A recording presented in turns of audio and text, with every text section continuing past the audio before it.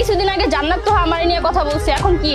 এখন শ্বশুর বাড়িতে 3 মিনিট 21 সেকেন্ডের গান ভাইরাল, একটা গানের লিঙ্ক ভাইরাল করছে, ভাইরাল করে আবার আমার নিয়ে বিচার করতে আসে যে সুমাইয়া রিমু ওকে নিয়ে কথা বলতে আমার জন্য কেমন লাগছে, ও তো প্রচুর খারাপ খারাপ ভিডিও মেক করে।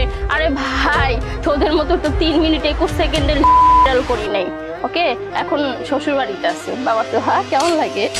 ওকে ফাইন, বিশ্বাস করেন সখিনার জামাই যারা সচেতন হয় না তাদেরকে জনিতাল তোর ভয় দেখিও সচেতন করা যায় না। ভাই এইসব মেগিদের ইন্টারভিউ নেওয়া মেগিটারে আমার তালতো জনিদার কাছে পাঠিয়ে দেওয়ার ব্যবস্থা করুন। আমার তালতো জনিদা ওনার নিতম্ব মেরে ওনাকে পাবনায় পাঠিয়ে দিবে। ভাই ইন্টারভিউর নামে অশ্লীলতা ছড়িয়ে দেওয়া মেগিটা, উনি নিজেও একটা মেগি, উনি আবার ইন্টারভিউ নেওয়ার জন্য ধরে নিয়ে আসে নতুন নতুন ব্রেনলেস মেগি। দেখেন ভাই, ওনার সিগমা মার্কার প্রশ্ন দেখে যদি আপনার মনে হয় উনি সিগমা গিরিল, তাহলে ভাই আমি আকাশ আহমেদ আরিফ আপনাকে বলতে চাই আপনার এখন বিয়ে করার বয়স হয়ে গিয়েছে, আপনি এখন একটা বিয়ে করতে পারেন এবং কি বিয়েটা করার পর দুধের সাথে মিল্ক আর মিল্কের সাথে হরলিক্স মিক্স করে ফিটারের ভিতরে ঢুকাইয়া খান, তাতে হয়তোবা আপনার নিতম্বে থাকা ব্রেনটা মাথায় চলে আসলে আসতেও পারে। সুমাইয়া আন্টি আপনাকে বলিতে চাই আপনি কারো বাজে কথায় কান দিয়েন না, আপনি ভবিষ্যতে একটা এ ব্র্যান্ডের নিতম্ব মারানি হবেন। ভাই এদের মতো মেগিদেরকে যেভাবে হোক আমেরিকা, দুবাই ইত্যাদি দেশগুলোতে পাঠিয়ে দিন, তাতে দেশের রেমিটেন্সও বাড়বে আর ওদের চাহিদাও মিটবে, এতে করে দেশের রিজার্ভ ঘাটতিও পূরণ হবে। ভাই আমি আগেও বলেছি এখনো বলতেছি, সুমাইয়া রিমু হচ্ছে একটি নষ্ট মেয়ে, মনে রাখবেন নষ্ট গাড়ি ঠিক করা গেলেও নষ্ট নারী ঠিক করা অসম্ভব।